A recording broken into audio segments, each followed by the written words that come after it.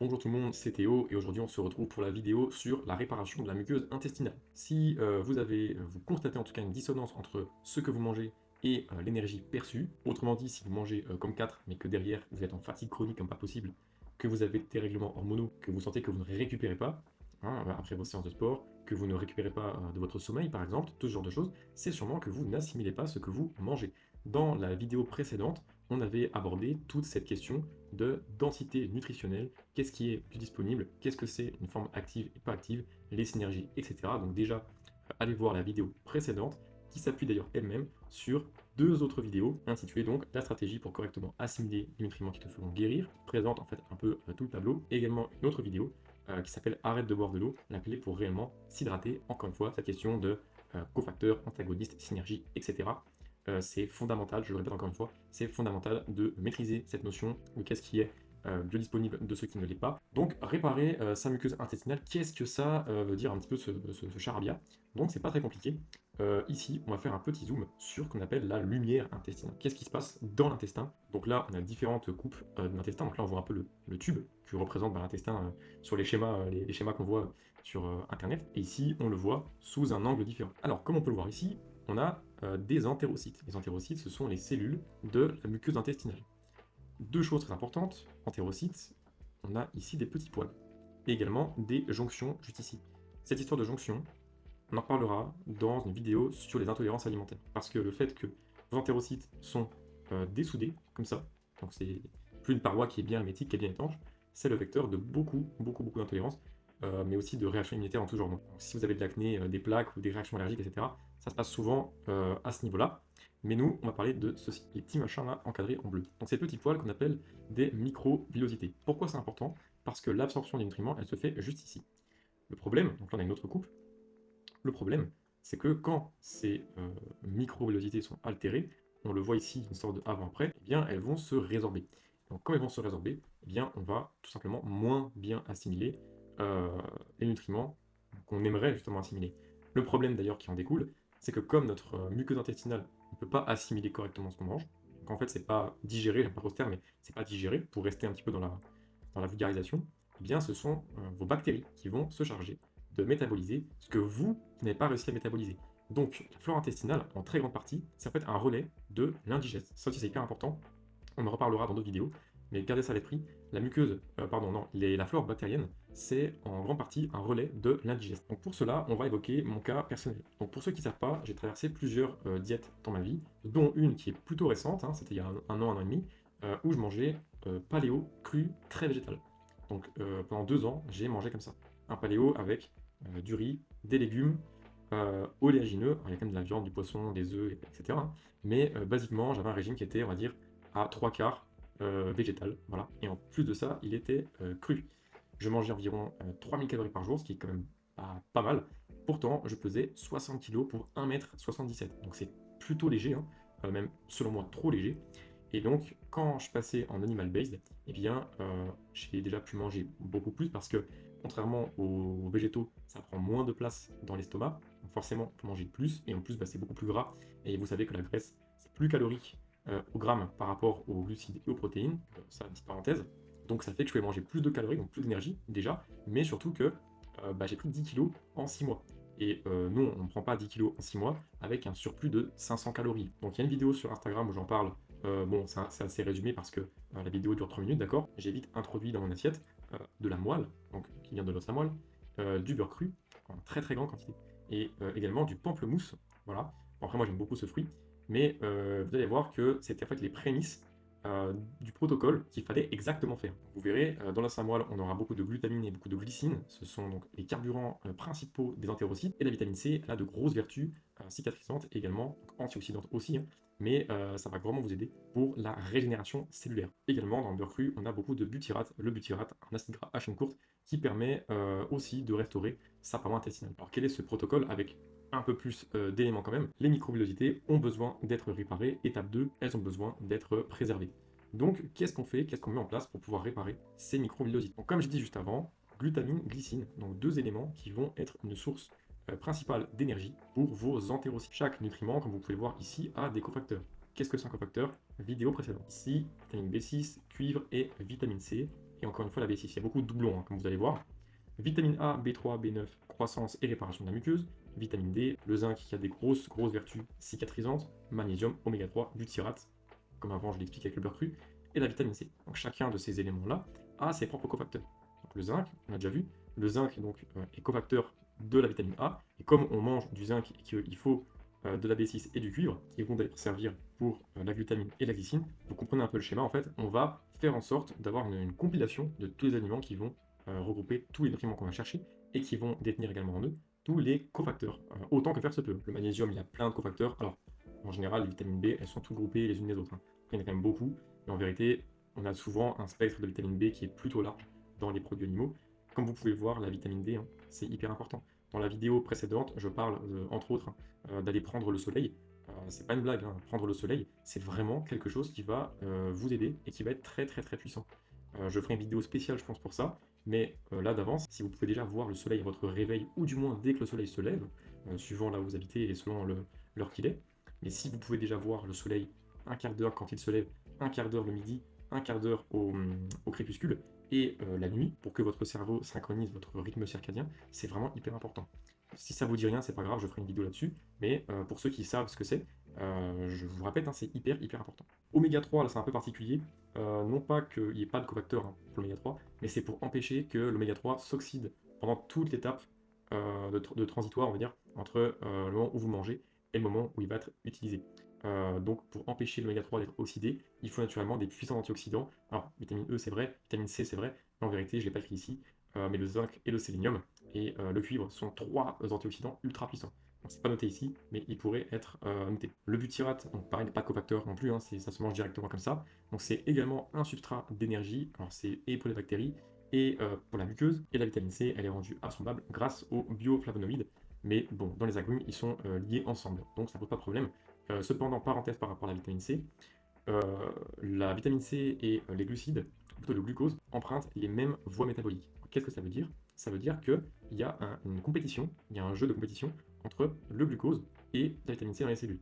En gros, la cellule, elle a un peu le cul entre deux chaises, soit elle fait rentrer du glucose, donc de l'énergie, soit elle fait rentrer de la vitamine C, donc un antioxydant. Ce qui veut donc dire que les besoins en vitamine C vont croissant avec la consommation de glucides. Mais là, le conseil à vraiment individualiser, mais en général, une baisse des glucides et une hausse de la vitamine C, pour moi en tout cas, c'est la meilleure stratégie, c'est celle que j'ai appliquée et c'est celle qui m'a permis, en tout cas, de réparer ma muqueuse intestinale. Pour ceux qui font un peu des maths et qui calculent leur macro, je passais en fait de 300 grammes de glucides par jour à 120, puis à 80. Donc pour autant, je ne manifestais pas de manque d'énergie, hein. J'avais une très bonne énergie au quotidien, justement parce que je réparais ma muqueuse et donc je pouvais absorber absolument tout ce que je mangeais. Donc il y a aussi ça à prendre en compte, hein. C'est que la calorie, au sens numérique, ne traduit pas du tout l'énergie perçue, hein. Vous pouvez manger 5000 calories par jour, s'il n'y a rien qui est absorbé, de toute façon vous le verrez parce que vous ne ferez que d'aller aux toilettes, mais vous pouvez manger très calorique, vous pourrez avoir un sentiment d'énergie perçue très bas parce que vous absorbez absolument rien. Donc voilà, on n'a pas de corrélation entre calories au sens numérique et l'énergie réelle que vous pourrez déployer au quotidien. Et dans ce cas, quels sont les meilleurs aliments à pouvoir intégrer? Donc le bouillon d'os, j'en parle super souvent, la moelle aussi, bon, parce que dans un bouillon d'os, on peut mettre de la viande et de l'os à moelle. Moi à l'époque, je ne buvais pas de bouillon d'os, je mangeais à peu près 150 grammes de moelle par jour, alors c'est énorme, je vous dis c'est énorme, ça fait environ 3 os en longueur comme ça, mais en moitié, hein. Donc ça fait 3 moitiés d'os en longueur. Ça fait beaucoup, mais moi j'avais un très gros penchant pour la moelle, donc c'est pas ce que j'invite à faire, absolument pas. Cependant, une petite tasse de bouillon d'os, ou un demi-os à moelle, ou 2-3 rondelles d'os à moelle, je pense que c'est faisable. En plus, ça coûte pas cher du tout, et c'est intégrable dans un bouillon dans lequel vous pourrez faire bouillir, et je l'ai pas noté ici d'ailleurs, des viandes gélatineuses. Dans les viandes gélatineuses, on a d'autres nutriments qui vont servir à réparer notre muqueuse. Donc le bouillon, c'est vraiment la stratégie. Maintenant, comme vous le savez, il faut toujours individualiser ce qu'on vous dit. Donc le bouillon d'os, c'est cool, les viandes gélatineuses, c'est cool, mais comme la cuisson est très longue, ça crée de l'histamine. Donc ça pareil, vidéo histamine à regarder, mais si vous êtes intolérant à l'histamine, prenez des bouillons qui sont sans histamine, ça existe, il faut l'acheter déjà fait, chez la marque Charmino. Donc pareil, il y aura un lien en description, c'est pas un lien affilié, on s'en fout, mais voilà, encore une fois, quand on vous donne un conseil, il faut toujours remettre ça en perspective et ne pas hésiter à poser des questions. Est-ce que moi je peux faire ce que tu dis, oui ou non? Parce que la réponse souvent c'est oui mais, ou non mais, ou ça dépend. Les viandes rouges grasses, donc l'agneau en particulier, pareil que vous pourrez introduire dans votre bouillon. Les produits laitiers crus, ça pareil, on individualise, on n'est pas tous égaux par rapport à ça, surtout le beurre en fait, hein. Pour le coup, le beurre est toléré par une très très grande partie des gens, même ceux qui sont supposément intolérants au lactose. Le beurre cru, ça passe souvent très très bien. Et le beurre cru, en fait, c'est la meilleure source de butyrate possible. Le foie, alors c'est pas précisé lequel, hein. Le foie de bœuf, c'est très bien. Le foie de veau est très bien. Le foie de volaille est très bien. Ils n'ont pas tous les mêmes qualités. Cependant, le foie, hein, juste la catégorie d'aliment elle-même, le foie, c'est l'aliment qui a la plus grosse densité nutritionnelle qui existe. Donc, si vous cherchez comment avoir toutes les vitamines du groupe B, le zinc, le magnésium, le cuivre, etc., bien souvent la réponse elle est dans le foie et également dans les huîtres, hein, qui sont notées juste ici. Le foie et les huîtres, c'est deux aliments qui vont tout le temps ressortir. Les rognons, pareil, excellente source de B2, plus que le foie pour le coup. Les poissons gras pour les oméga 3, pareil, on privilégie les petits poissons gras. Pourquoi les petits? Parce qu'ils ont beaucoup moins de charge en métaux lourds. Les métaux lourds, on l'a déjà vu dans une vidéo précédente, mais ce sont des chélateurs. Donc les métaux lourds vont baisser la biodisponibilité d'autres nutriments. Ici, donc, on cherche à assimiler la plus grande fraction possible de nutriments. Donc on va se prémunir de tout parasite, de toute source irritante et de toute source toxique.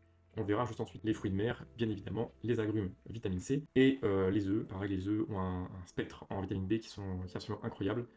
Donc voilà, de toute façon, vous verrez les conseils qu'on recommande souvent avec Carla, hein, ça se répète, hein, plus ou moins les sources alimentaires qui vont vous aider dans votre situation précise, ça va tout le temps être quasiment la même chose. Je dis bien quasiment parce qu'il y a toujours une petite variabilité par-ci par-là. Et ensuite, donc, on va se prémunir de ce qui est irritant et toxique. Donc là, sans trop de surprise, les produits céréaliers, alors, pour le moment, je dis pas que vous pourrez plus jamais en manger de votre vie, hein, c'est pas ça, c'est juste que pour l'instant, c'est pas le choix le plus judicieux. Et en vérité, en parenthèse, j'ai mis tout ce qui est riche en fibres insolubles. Donc, légumes crus, vous voyez où je veux en venir, en fait, légumes crus, c'est exactement ce que j'ai fait. Et d'ailleurs, je mangeais beaucoup de choux, et tous les dérivés. Donc les brocolis, choux-fleurs, choux blancs, choux rouges, choux verts, choux multicolores. Tous les choux, c'est vraiment la pire chose à faire. Les salades aussi. Amaril, en fait, c'est les amarylidacées, c'est tout ce qui va être à bulbe, donc de l'ail, de l'oignon et du poireau.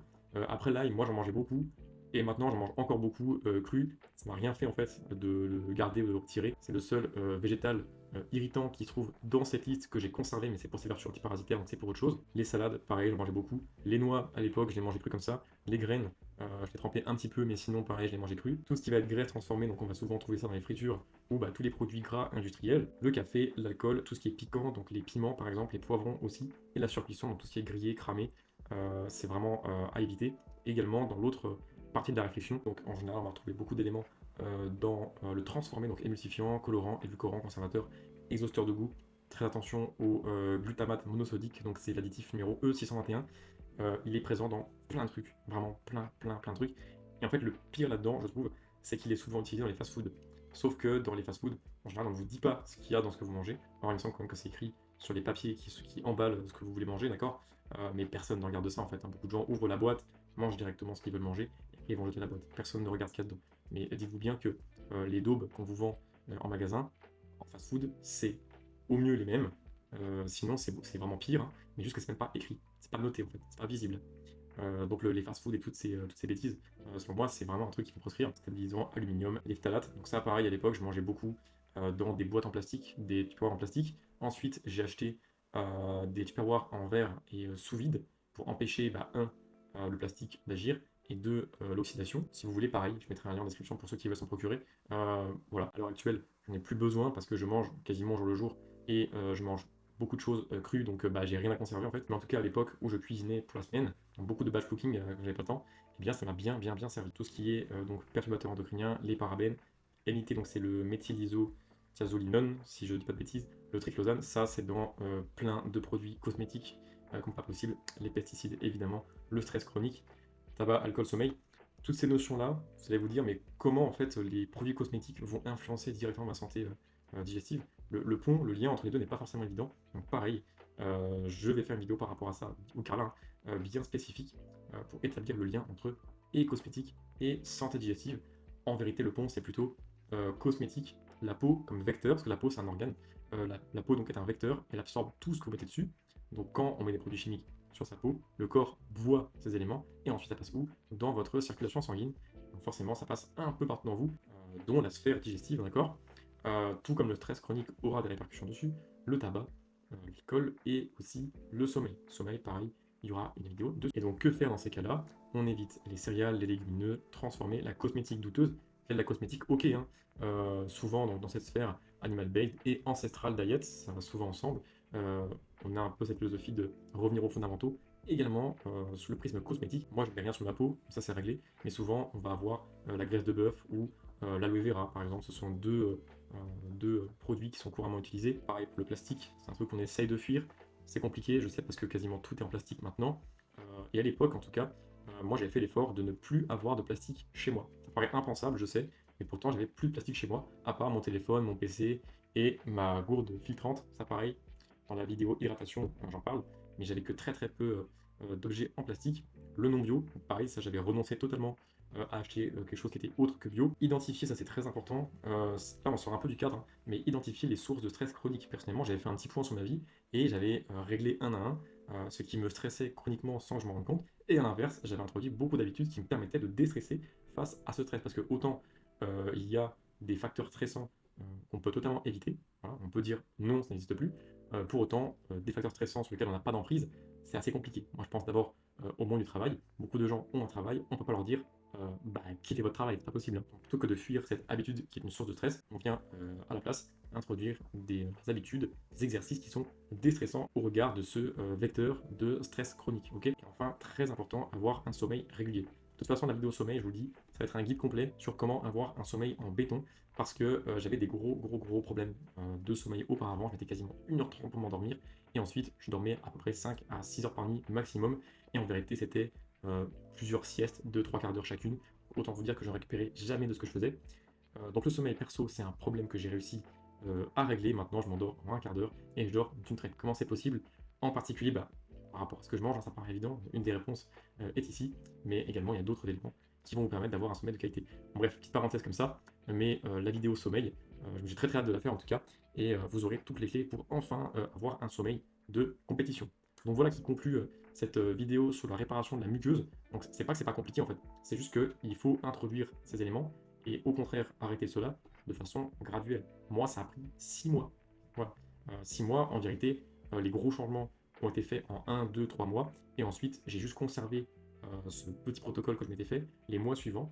Et j'estime en tout cas que ça m'a pris 6 mois pour réparer quasiment totalement ma muqueuse intestinale. Diminution du nombre de selles, augmentation de mon poids jusqu'à stabilisation, etc. etc. Comme d'habitude, pour ceux qui ont besoin d'aide et de guide pour introduire et appliquer tout ce qu'on vous raconte en vidéo dans notre quotidien, sachez que nous, on propose de l'accompagnement. C'est possible, et pour cela, il faut tout simplement nous contacter sur Instagram. Et pareil, sur Instagram, on publie d'autres vidéos en plus, et on répond à vos questions, et on répond à vos messages. Également, n'oubliez pas de vous abonner à la chaîne YouTube pour ne pas manquer les vidéos suivantes.